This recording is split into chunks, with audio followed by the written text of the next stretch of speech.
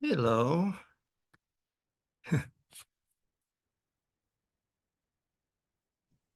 Swamiji, this is Joydev. Last week's Yeah. Namaskar. Last week's lecture, how can I say it? Well, I'm going to try to find an expert that can show me how to load it somewhere like our website. That'd probably be the logical place.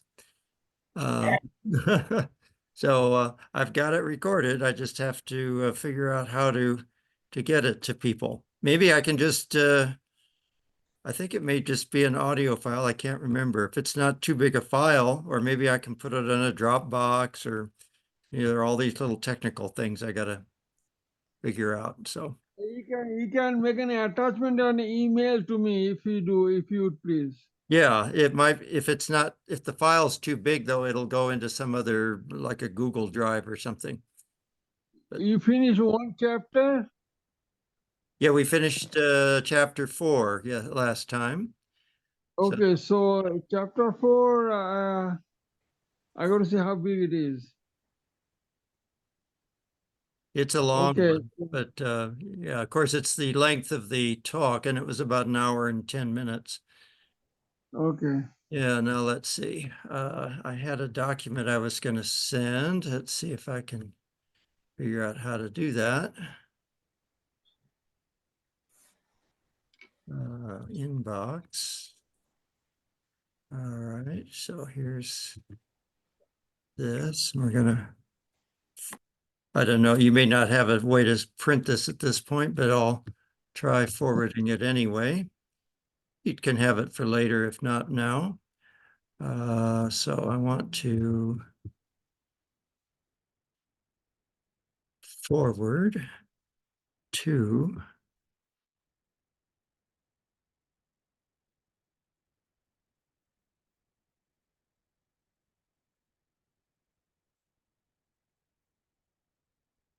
all right, that's working.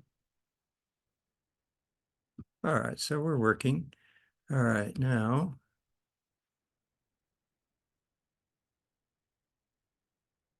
forward and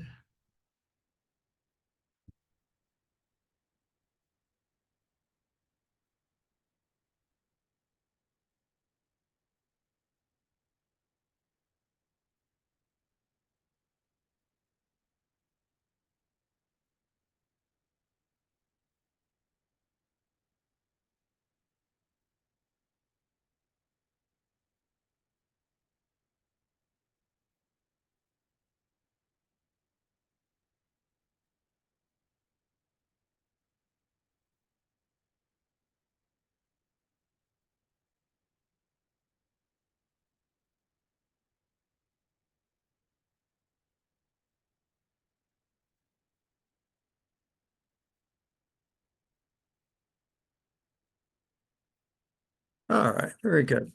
So sorry, this has been one of those days where everything seems to happen and get in the way of getting the things done that I need to get done. So I'm a little rushed here, but we'll work it out. All righty, let's start with a nice chant to calm my mind down a little bit. Om Sahana Vavatu Sahano Brunatu Sahaviryam Kadavavahai Tejasvinavadi Tamastu Mavid Vishavahai Om Shanti Shanti Shanti. May Brahman protect us, may he guide us and give us strength and right understanding. May love and harmony be with us all. Om, peace, peace, peace. All right, so I did just send the documents, but I'm going to be reading them. So one way or the other, you'll get the gist here. So we're going to start with chapter 5. And in the previous chapter, the Svetasvatara made the point that God, the divinity, takes shape as the world around us, appearing as, all sorts of colored objects and so forth, of all kinds of living beings and non-living beings, a whole panorama is just nothing but the expression of the divine. And then now he's going to remind us that even though the world is a resplendent manifestation of the divine, it still pales in comparison to knowing your true oneness with the divine. So, so we're going to be drawing our attention towards that unity that transcends this diversity in this particular first six shlokas in verse or chapter 5. So the first one says, in the imperishable, infinite, and absolute Brahman, wherein both knowledge and ignorance lie hidden, surely ignorance is the perishable, and knowledgeable is the immortal. But he who presides over knowledge and ignorance is yet another. So he's making the point here that it's the absolute Brahman is really beyond even what we normally call knowledge. So of course, there's relative knowledge, and then but we use the relative knowledge to conquer our ignorance. And so the idea is that we, as Sri Ramakrishna used to say, we can take, if we get a thorn into our skin, we can take another thorn and prick it out. And so the original thorn is the thorn of ignorance, and the second thorn is the thorn of knowledge. So that's the idea that they're trying to get across here.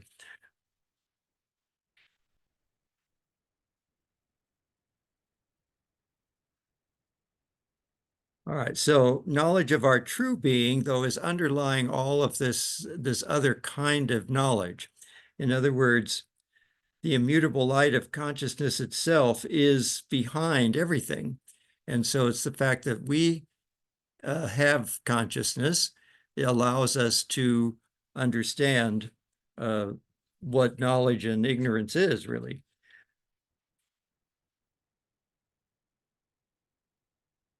Now, another way to think of it is that normal knowledge and ignorance are both modifications of consciousness, and knowledge and ignorance are modifications of consciousness, whereas Brahman is free of any kind of modifications. It's similar to the idea of vijnana that Sri Ramakrishna would often talk about, that it goes beyond just the neti-neti type of knowledge. It's a transcendent knowledge. Now let's see, let me look at another translation or two, see if we can get some more insight.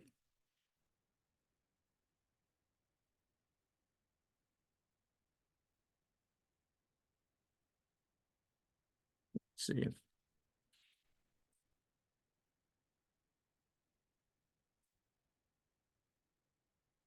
Oops, wrong chapter. No wonder I'm having trouble here.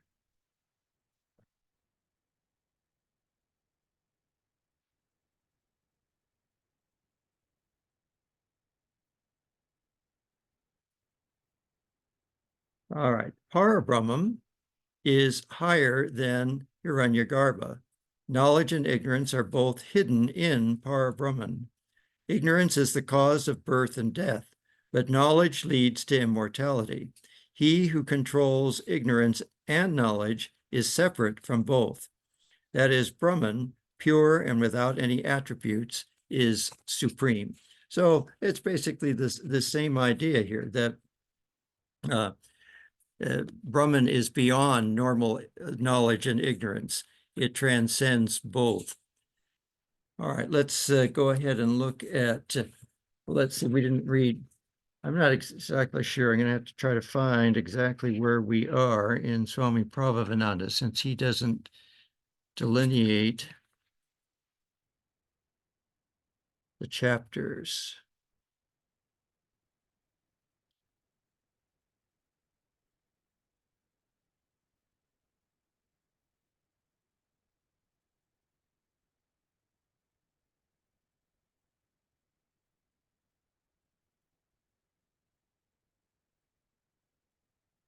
No, maybe it's not, probably not worth my trying to find that. All right, so let's go on to the second shloka. Here's one translation. The one who dwells in every kind of being, in all visible forms and in all their sources, is he who is the beginning, contains the red gold seer, begotten by his thoughts, and witnesses him being born. That's a little bit obscure, what the red gold seer is. Let's look at another translation.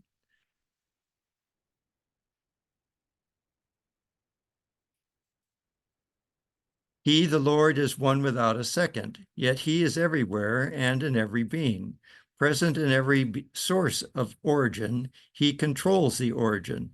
Hiranyagarbha, who was born before creation, is all-knowing.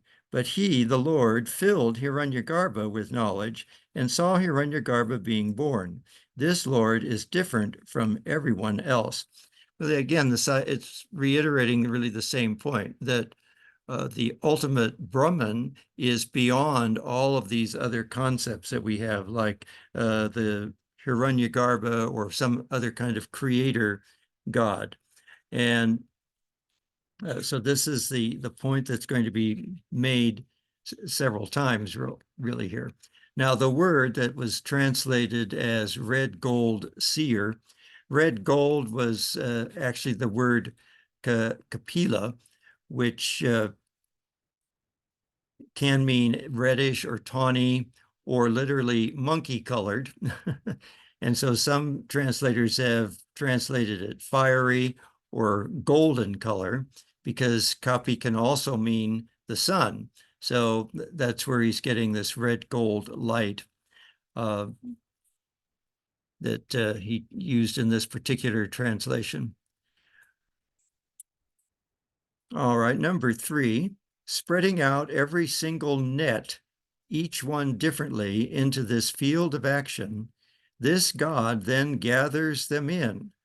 Moreover, having issued forth all this by acting as the lords of creation, thus the Lord and great self holds sovereign over all. This is again a somewhat difficult passage because the grammar is not terribly clear. Let me read another translation. The Lord creates many kinds of forms, gods and goddesses, men and women, animals, insects, and so on. So he's adding a lot of examples so that we know what the shloka is trying to say. Those aren't specifically in here.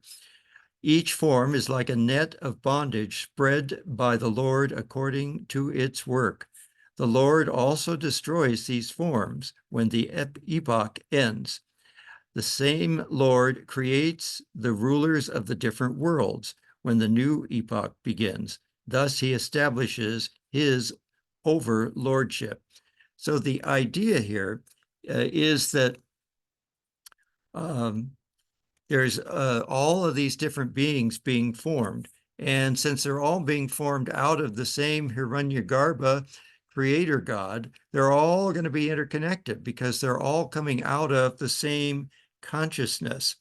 And so they're being issued forth by the Lord of creation.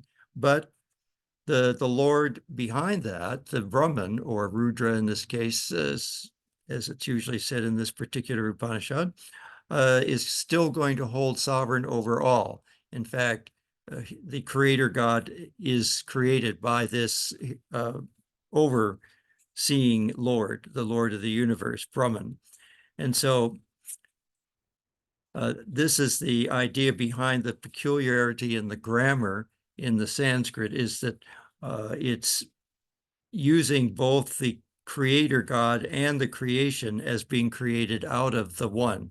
So it's not as some of the translators might have thought. All right, so let's see if I can find another good translation here. The creation by the Lord is described at the same time of the creation. And that's the idea, is that the creator God and the creation come out together. The Lord spreads out individual nets in various ways, and then at the time of the cosmic dissolution, withdraws them into the great Prakriti. Again, the all-pervading deity creates the aggregates of body and senses, both individual and collective, and their controllers also, and thus exercises his overlordship. All right, so this is again the idea that the whole creation comes out of the one consciousness, and that includes the creator God and all the individuals, and that's why they're connected through these various nets. They're spreading out every single net, and each net is interconnected. It's like a lot of different spider webs that are all interconnected to each other. Let's see if I can see any other interesting points here. I think that pretty much covers that shloka. Let's go on to number 4. Number 4, just as the sun shines above, below, and across, illuminating all directions, so the glorious God, worthy of worship, presides as one over all his manifestations. So again, this idea of the sun shining above, below, and across, illuminating all directions, it's again getting across this idea that the all-pervading nature of Brahman or of Shiva, if you're going to identify Brahman with Shiva. So it dwells in and presides over all of creation. And it's this idea that, using this metaphor of the sun shining in every direction, that he's using here to try to get that point across. And of course, the whole universe is running on sunshine. And we're all running on canned sunlight, as John Dobson used to say. So because all the energy that we're using has come ultimately from the sun. So it's pervading all of the food that we eat.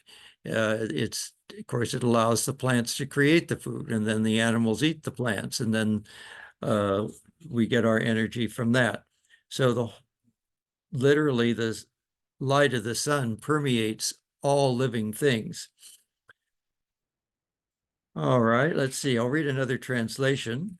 The sun shines, giving light above, below, and on all sides and in all directions. Similarly, the Lord, being the sole cause of everything, controls all that exists.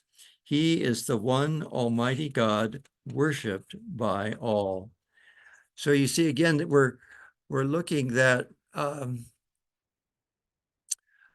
remember, we're looking at a time when they're still remembering ancient times when Rudra or Shiva was one of many gods. He was like the thunder god. But now they're coming to the philosophical point where there is one overlord god, one Brahman, one infinite reality that's the essence of consciousness that pervades all things. And so this is why he's emphasizing this fact, is that the one God, the one Brahman, the one Rudra, is the one Almighty God, worshipped by all, no matter which deity or aspect of that deity that you're worshiping, you're really worshiping the one Brahman. Let's see, do I have another translation here? As the sun shines, illuminating all the quarters above, below, and across, so also God, self-resplendent, adorable, and non-dual, controls all objects, which themselves possess the nature of a cause. All the quarters, the various directions, and the entities existing therein. So again, notice the emphasis on the non-dual nature and the self-resplendent nature. In other words, Brahman doesn't depend on anything else for its shining. It itself shines, and by its shining, all things shine, which is a phrase found in a couple of the Upanishads and the Rig Veda as well. So the Sanskrit word Bhagavan was used in the text, and that is referring to the supreme being that's endowed with various powers. All right, so continuing on to number 5. And just as he who is the source of everything develops his own nature and transforms all that is potential, he it is who presides as one over this entire universe and distributes all its diverse qualities. Again, we're emphasizing that it's the source of everything and that it's not dependent on anything, but from it, everything else is dependent. And all of the diversity of forms and qualities and natures all come from the manifestation of the one. It's Rudra's divine play. It's his Leela. It's his self-expression. Just as you express yourself in a dream, and there are all sorts of things that happen in your dream, they're all coming out of your consciousness. Similarly, this universe is a manifestation of the cosmic consciousness that is Rudra or is Brahman. So let's see if we have any slightly different things from other translators. I think they're all pretty much the same here. He is the cause of everything, and he gives everything its character, such as the heat of fire and the coolness of water. He also helps everything attain its maturity. He alone controls the whole world. There are 3 qualities in this world, sattva, rajas, and tamas. These qualities each have a particular characteristic, which is derived from him. All right, now the words sattva, rajas, and tamas are not in this shloka, but the word guna is. And so this translator is assuming that if he's talking about all the gunas and their qualities, he's talking about sattva, rajas, and tamas. That may be, but as we said earlier, those 3 words are not very well defined in the Vedas and the Upanishads. They're left rather vague, and it's later philosophers that give more definite meaning to them. But certainly we understand the general gist of those qualities, and in this particular shloka, it's not important to know exactly what is meant by sattva, rajas, and tamas, because it's simply referring to the fact that they're qualities, they're characteristics of things. It's part of the diversity that's happening. Let's see here. Third translation, he who is the cause of all and who enables all things to function according to their nature, who brings to maturity all that can be ripened, who being non-dual rules over the whole universe and engages the gunas in their respective functions. He is concealed in the Upanishads, the sacred part of the Vedas. Brahma knew him who can be known only from the evidence of the Vedas. The gods and the seers of olden time who knew him became Brahman and attained immortality. That seems a little out of order, but maybe that's, I think that jumped into verse 6. Yeah, that did jump into verse 6. How did I end up jumping into verse 6 here? Oh yeah, it's verse 5 and 6 combined. That's exactly what that translator did. That translator jumped the gun and combined 5 and 6. So let's go back to 6 in the original translation that I'm using today. That Brahman is hidden in the Upanishads, which among the Vedas are to be kept secret. Brahma knows it as the source of expansion. The gods and seers of old who knew it became absorbed in it and truly immortal. So The idea here is that, in the ancient times, it was thought that the scriptures should remain hidden from the general public because the general public wasn't ready to understand them. And so they were secret teachings. And of course, everybody loves secret teachings. As soon as you call them secret, then everybody wants to know them. Otherwise, people would be less interested. But they're in the Upanishads, and of course, there are some philosophical teachings in the other portions of the Vedas themselves, but the Upanishads are the ones that have the bulk of the philosophical explanations. And so, the tradition says that Brahma was given the knowledge of the Vedas. And so that's why it's referring here to Brahma knows it as the source of expansion. In other words, expansion through knowledge. Through knowledge of the Vedas, the whole universe has become expanded out into its current form. But we want to go the other way. We want to become absorbed in the truths of the Upanishads so that we can become truly immortal. Otherwise, we tend to identify with our mortal selves, the body and the mind complex, the part that is destined to mature, as it said in the previous shloka, that everything matures in this process of the manifestation. And so as you identify with just the manifestation and not the source of the manifestation, then it feels like death is upon you. But when you identify with the source, the consciousness that pervades all things, then you transcend death. And that is when you become truly immortal. So it used, what was the word it used?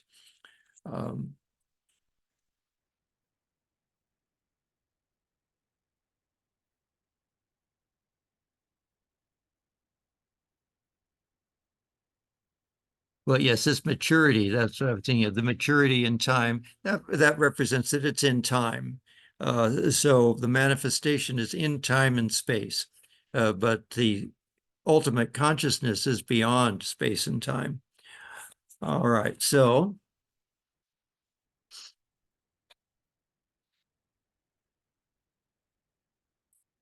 yeah, so Brahma knows, or sometimes it's said to be Hiranyagarbha. That's another term used for the original creator god. They retain the knowledge that Brahman is the original, is the source of all. But then as you get further down the line of creation, that is gradually forgotten and not remembered. All right, so number 7. But when possessed of qualities, he who becomes the doer of action that bears fruit experiences the results of whatever he has done. The soul of manifold form and 3 qualities and 3 paths roams about according to his own deeds. All right, so we have but when possessed of qualities, he who becomes the doer of action. So emphasizing that in this normal plane of action, that's us possessed of qualities.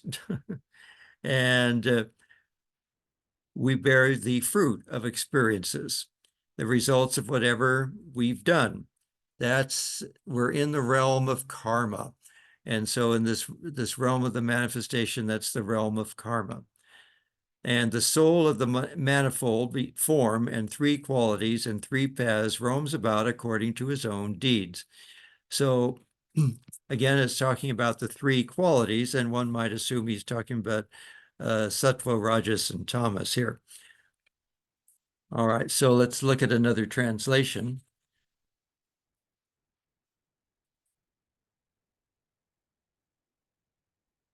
The cosmic self, when associated with the 3 gunas, sattva, rajas, and tamas, is referred to as the individual self, jivatman. It then has desires which prompt it to do various things, and it enjoys the fruits of whatever it does. It also assumes various forms suited to the fruits it has to enjoy. These forms are products of the three gunas and may be of a god or goddess, a man or a woman, or even an insect. Thus, the ruler of the five pranas, the individual self, lives its life according to the work it has done. So this gives us a hint as to the idea of karma and reincarnation, that each individual is manifest in a different body according to its particular desires, so that its desires give him a body of a particular form. Depending on your desires will determine what kind of body you take on in the next lifetime. And so that's the general gist of this particular shloka, is that it's just saying that when we manifest in this universe, we've gathered all sorts of different qualities, which are various combinations of the gunas, and then the various parts of our being are manifest to do the enjoyment and to reap both the rewards and the punishments, the good and the bad, from our deeds. So read another translation. Endowed with gunas, the jiva performs action, seeking its fruit, and again it reaps the fruit of what it has done. Assuming all forms and led by the three gunas, the jiva, ruler of the pranas, roams about following the three paths according to its deeds.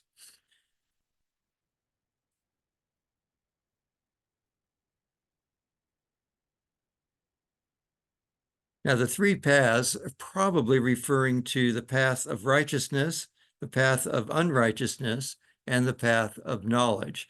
So it's making a distinction here, interestingly enough, between the path of righteousness and the path of knowledge. So you can lead a righteous life without any particular idea of realizing God or realizing your own true self. And of course, you can also lead an unrighteous life in which you have to then reap a lot of bad karma. But both the righteous life and the unrighteous life are distinguished here from the path of knowledge, which would be the path where one is attempting to realize their oneness with God. Now, of course, it's also emphasizing that the jiva is none other than the non-dual Lord. There is nothing else here but the Supreme Lord. And we are just experiencing all these various differences because of the play of the three gunas and the taking on of these various aspects.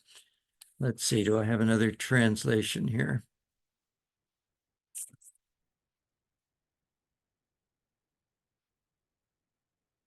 It's fairly similar. The cosmic self, when associated with the three gunas, is referred to as the individual self. It then has desires which prompt it to do various things, and it enjoys the fruits of whatever it does. It also assumes various forms suited to the fruits it has to enjoy. These forms are products of the three gunas and may be of a god or a goddess, a man or a woman, or even an insect. Thus, the ruler of the five pranas, the individual self, lives its life according to the work it has done. So as individuals, we have control over our five pranas, our five energies. But we don't have knowledge that we're coming from the one source. That's what differentiates the individual jiva from the Supreme Lord, is that we've forgotten that we are one with that cosmic consciousness, whereas the creator God, Hiranyagarbha or Brahma, did not forget that they were one with the ultimate reality.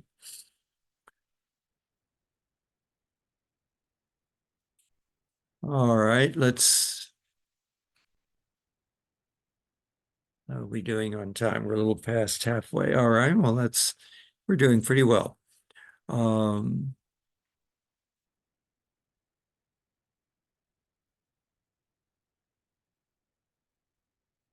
Yeah, so that shloka really was emphasizing that whereas the Supreme Being exercises blissful infinitude and absolute freedom as its very nature. The individual soul has an experience of a very different kind. We're going to experience all sorts of things through this idea that we're an individual soul. We've forgotten our divine identity, and so we experience all sorts of things and experience them as good and bad, and things that lead us on to things that are pleasurable and things that are painful and so forth. And we're not cognizant of our true nature, but at the heart of things, that is our true nature. Our true nature is always the divine, even though we've forgotten it. Just as when you dream and you have either a funny dream or a nightmare, that's your experience in the dream state, but where you've forgotten that your normal waking state. But when you wake up, you realize your normal waking state, and you realize that that was just a dream. So similarly, when we wake up to our supreme consciousness, we remember our oneness with the Lord. All right, number 8. He who is the size of a thumb and brilliant like the sun becomes endowed with intention and a sense of individuality. Through the attributes of mind and body, as well is he seen as distinct, in fact, as no larger than the point of an owl. That's not very big. That's one of those things that you poke holes in things with, an owl, AWL. Let's see what the other translators use there. The self is felt in the empty space of the heart. That's referring to that size of the thumb there. This space is as small as the thumb. Nevertheless, the self is as bright as the sun. It is distinguished by a will of its own and a sense of ego. An intellect and a body subject to birth and death are among its other characteristics. Though as fine as the point of an awl, it feels sure that it is separate from the cosmic self. That's our current situation, unfortunately. Of the size of a thumb, but brilliant like the sun, thumb and sun, that's a nice rhyme there. The jiva possesses both volition and egoism. It is endowed with the qualities of both buddhi and atman. Therefore, it is seen as another entity, inferior and small as the point of a goad. All right, he's going to use goad here, but we've got the point. We're like the head of a pin. We're like the just a tiny pinpoint of a being compared to the brilliant, the ultimate reality. And indeed, when you think of the universe, and we get such a view of the universe these days through our telescopes, we realize that even the Earth is just a pinpoint in creation, a pretty insignificant little pinpoint around a fairly average star in a fairly average galaxy, and there are billions of them. So, but that being said, it's still one with the infinite. That's the peculiarity. So it's still brilliant like the sun. But we don't see it that way. We see it as something tiny and small, and how could it possibly be one with the infinite? So let's see, do I have another translation here?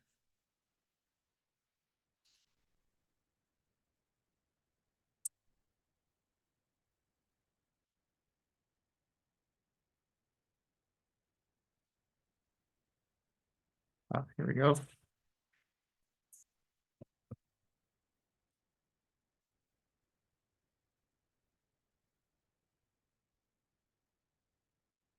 The self is felt in the empty space of the heart. Now, that's a metaphor that's used in other Upanishads as well, that you meditate on the self in the heart center, and you think of it as being the size of a thumb and so forth.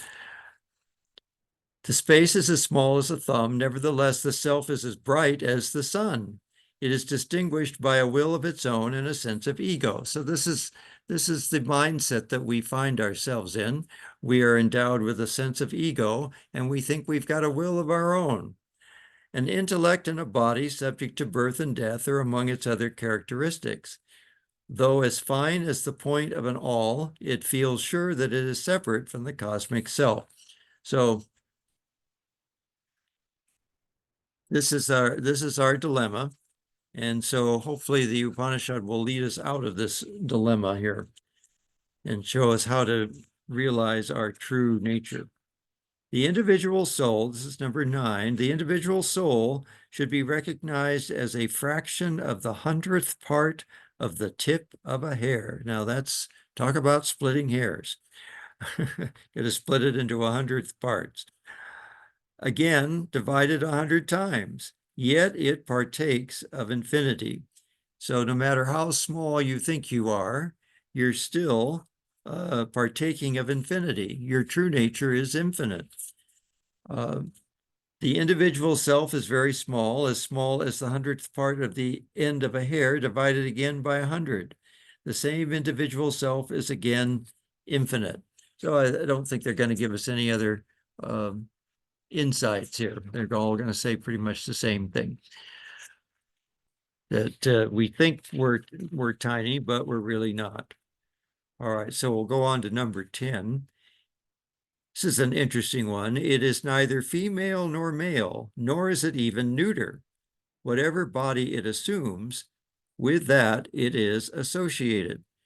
So it is completely without qualities. It takes the qualities of the body that it inhabits or that it's associated with. And so it's like water. You could put water in all sorts of containers and it'll take the shape of those containers. And you can freeze it into various sizes of ice cubes. You can make little ice cubes or big ice cubes or rectangular ice cubes, or you can put them in the size of an ice cream stick, a popsicle.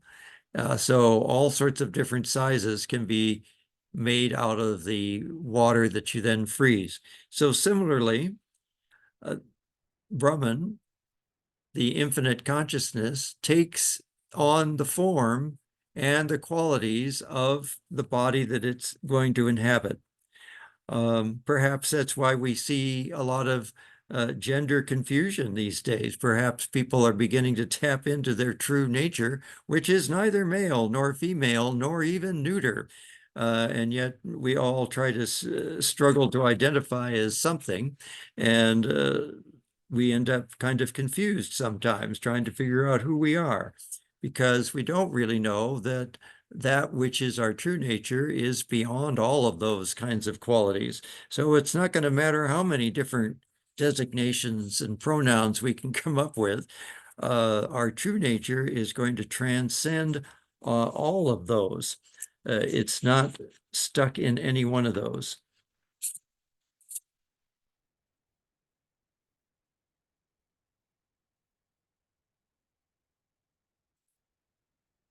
You see, it's consciousness that's animating all these beings, and the consciousness doesn't have a gender.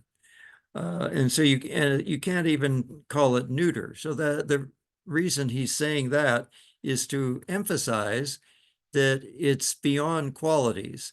It's not that it's just not male or female. It's not even neuter. It doesn't have a quality. It's going to take on a quality when it takes on a particular body. All right, so 11 says, as the body lives and grows through an abundance of food and drink, so the dweller in the body, through its intentions, involvements, outlooks, and delusions, assumes a succession of forms and conditions according to its actions. Going back to the drama and actor analogy, we know that many actors take on various roles throughout their careers. Some of them unfortunately get typecast, and so they end up taking on very similar roles. Others play a diversity of roles. If you looked at some of the old sitcoms, perhaps something like Saturday Night Live or The Carol Burnett Show, those actors on those shows take on all sorts of roles. They're called upon to do all sorts of things, and they're not typecast at all. They end up doing all sorts of things very skillfully. And so similarly, in the cosmic drama of Shiva, we are called upon to take on many roles. And usually it's because of our desires. We desire to take on different roles. And so I think Swami Prabhupada used to say that people that come to monastic life or even come to Vedanta in general have probably lived all sorts of lives already and kind of gotten all of those things out of their system. They've been rich, they've been poor, they've been powerful, they've been trodden on, they've been male, they've been female, they've been short and tall and handicapped and brilliant and not so brilliant and all sorts of things. So we've been through all those experiences and we're ready to experience that which is beyond and not identify with any of these particular roles. So hopefully the actor, when they get off stage, can stop identifying with the role they play. Sometimes I worry about people that have to play villains or angry people all the time in a particular role. Somebody that's on one of these soap operas that goes on for decades and they have to play some depressing role. I would think that would really get to your psyche after a while and how you would end up not being that character after a while. I think you'd have to be awfully grounded in your spiritual life to prevent that kind of difficulty. Let's see, I didn't read these other translations for number 11, did I? All right, so number 11.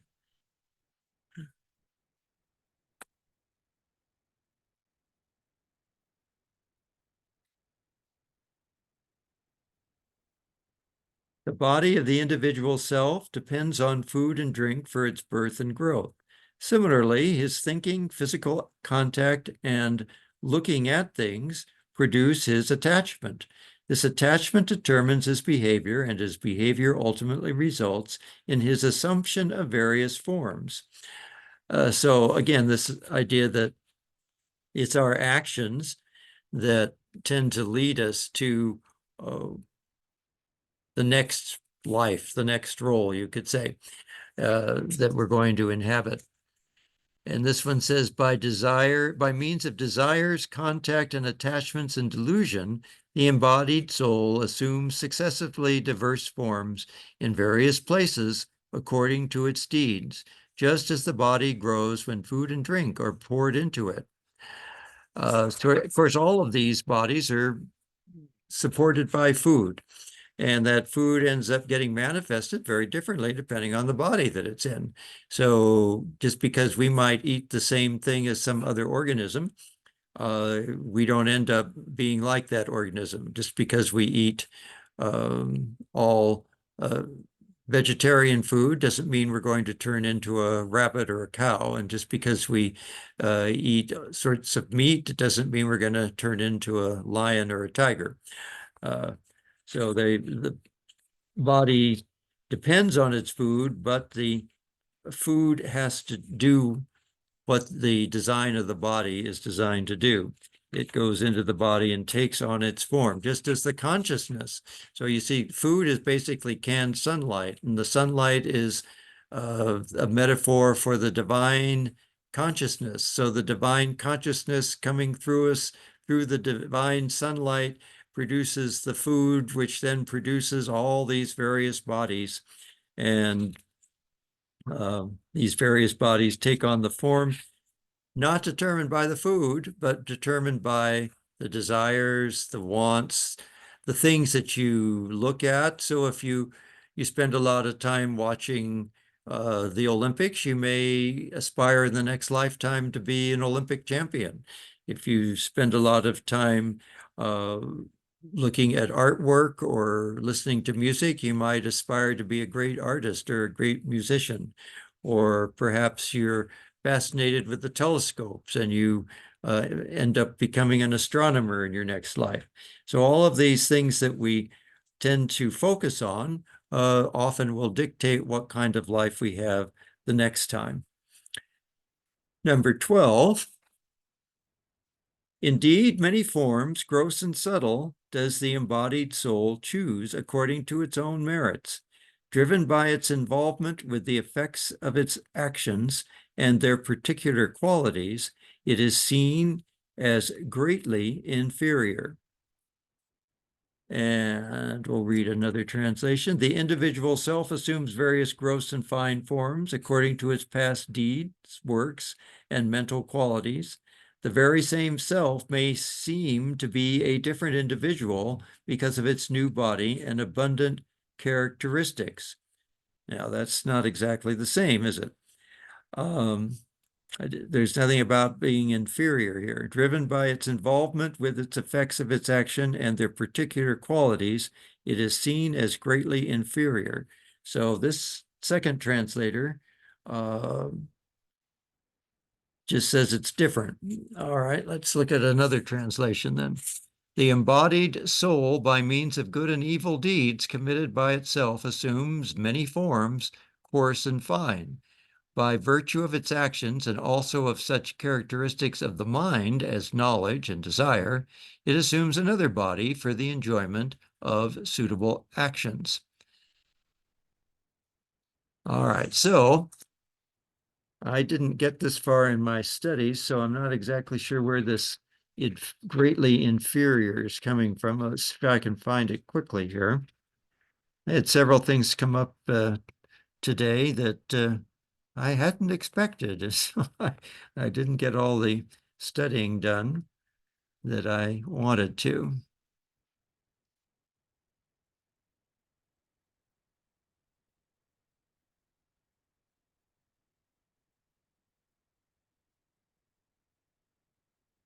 All right, this commentator says that where he's using the word priyamana or karma, it's not karma in the ordinary sense of binding action. Rather, it is the exercise of the freedom of choice, which has the capacity to lead, if we so desire, to the rediscovery of our own intrinsic boundlessness. And the seer Svetasvatara has already said that the bound soul is capable of infinity and partakes of it, but as long as it remains driven by its passions and delusions and forgetful of its true autonomy, it is seen as decidedly inferior, which he's translating aparopidrishtaha as being decidedly inferior. And let's see if I can find what this person used. That just says different. This one just says assumes a different body and appears to be a different individual. So apparently there's some subtle meanings of some of these words. You know, Sanskrit, each Sanskrit word can have many, many meanings. And especially when you're dealing with Sanskrit from 500 BCE, the meaning can be even more obscure. And so what this particular translator, Devadatta Kali, has done is he's looked at how the words are used in Upanishads of the same and earlier periods to see what the best translation might be. And so in some sense, his translation's a little bit more detailed. The other translators usually look to the commentary that's attributed to Shankara, but is probably not Shankara. It's but they usually depend on that commentator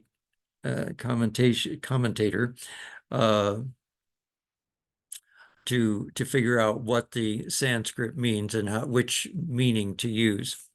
All right, let's look at 13. But the self is without beginning and end, in the midst of the unformed, the creator of everything, assuming many forms. He alone encompasses the universe.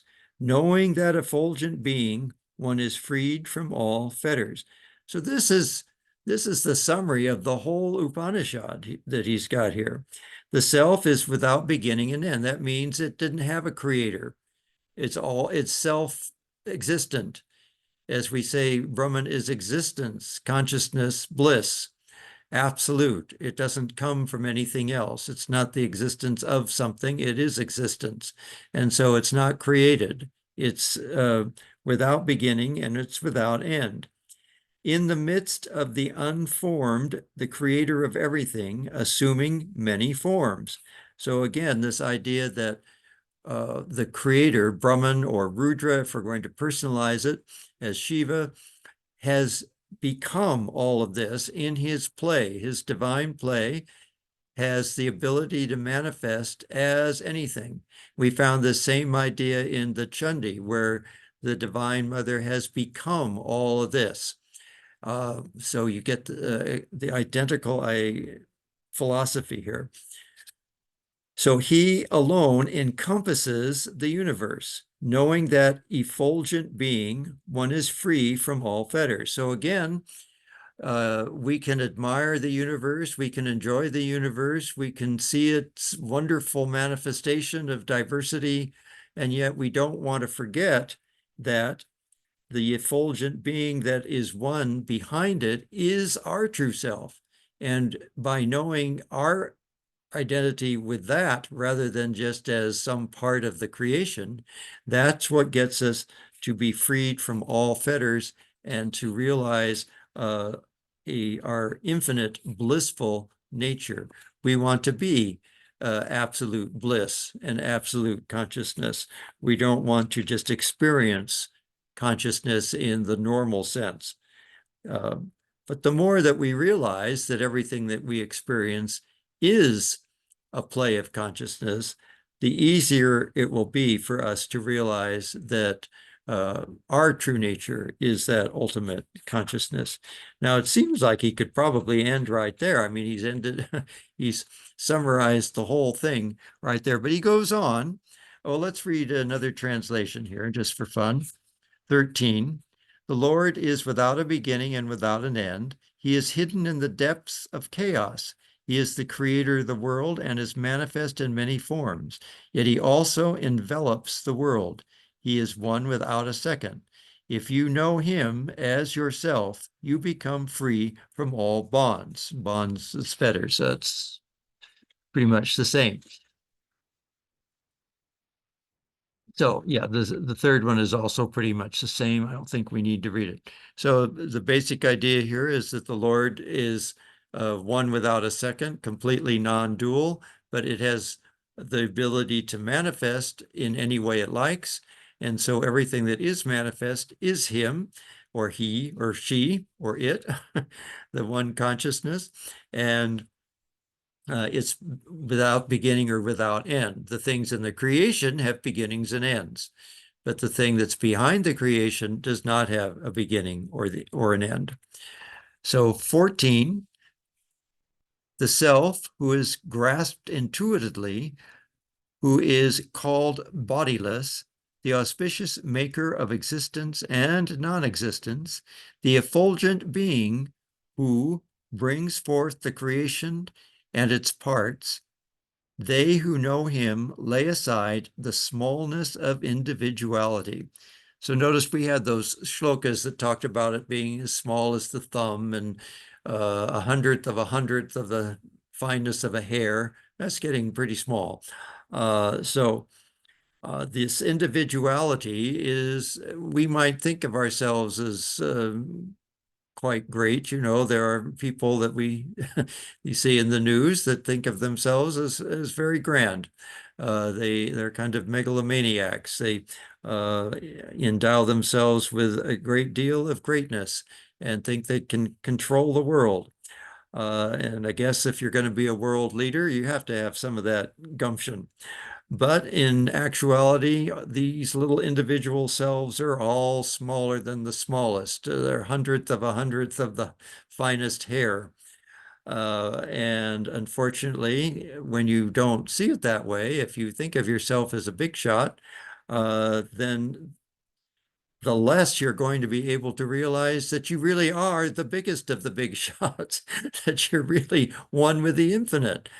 You can't realize that you're one with the infinite if you think your little individuality is a big shot.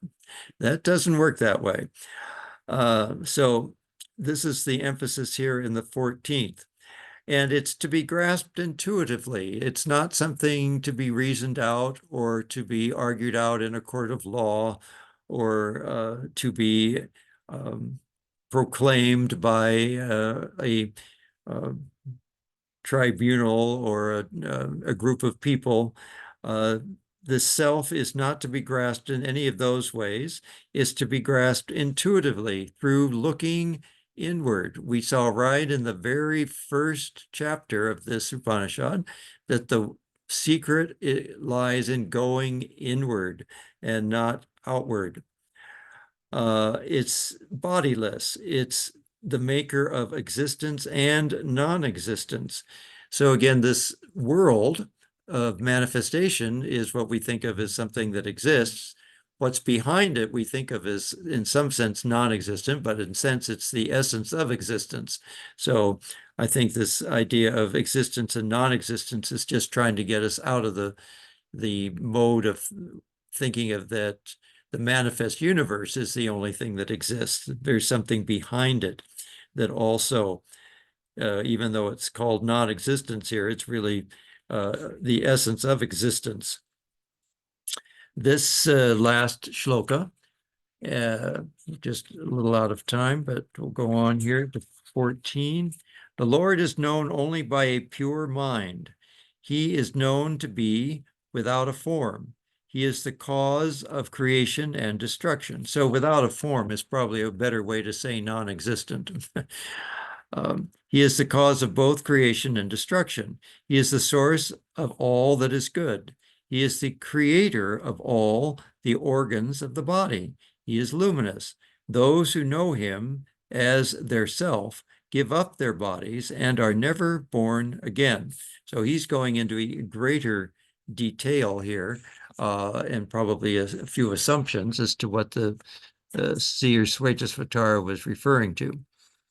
All right, this one says, those who know him who can be realized, those who know him who can be realized by the pure heart, who is called incorporeal, that again would be the translation of the non-existent, who is the cause of creation and destruction, who is all good and the creator of the 16 parts, those who know the luminous Lord are freed from embodiment. So you notice that each translator makes a few assumptions as to what these words mean, but the general gist stays the same, that there's something that is not in the creation. It doesn't seem to have taken on a form. It's non-corporeal, but there's also the manifestation. And so it's all of those, and we have to grasp its essence, that which is behind the whole thing, that which has brought forth the creation and its parts. So notice that it just says its parts here, but this other translator assumed it was referring to a system where you've got 16 parts. We talked about that in some of those earlier shlokas where we had the wheel and we had the spokes. We had so many spokes and so many wheels and so many hubs and so many this and that gadgets and gizmos and so forth. But that's just a way of trying to understand how the universe is put together like a huge wheel. All right, so that ends the 5th chapter. It was a relatively one of the shorter chapters. Let's see this. The last one is how many? It's got more verses, so we can try to get through it next week. We'll see. My time is getting pretty limited here, but I'll do the best I can to get it together for next week. We'll be having the Vivekananda Puja here on Sunday, a week from tomorrow. So Saturday will be a prep day, but I think this room should be free by then. But it's a wonderful occasion. We know we do a breakfast offering that's in memory of Swami Vivekananda's stay at the house in South Pasadena, where Sister Lalita would serve him breakfast.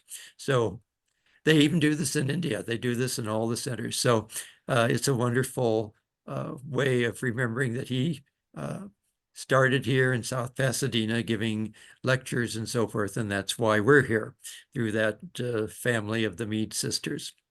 All right, let's close for the chant. Om Purnamada Purnamidam Purnat Purnamudachyate Purnasya Purnamadaya Purnameva Vashishyate. Om Shanti Shanti Shanti. Filled with Brahman are the things we see. Filled with Brahman are the things we see not. From out of Brahman floweth all that is. From Brahman all, yet is it still the same. Om, peace, peace, peace. So a week from Wednesday, I'll be out there and I'll try to tie together some ideas about the three big events that happen right around this time. We have Vivekananda's puja, and then we have Brahmananda's puja, and we also have Saraswati puja. And our founding day is Saraswati puja. So we have to remember that. So I'm going to try to tie all those together. I'm not quite sure yet how I'm going to do that. So Saraswati will have to be very gracious and put the knowledge of how to put all that together for a week from this Wednesday. All right. Bye, Mom.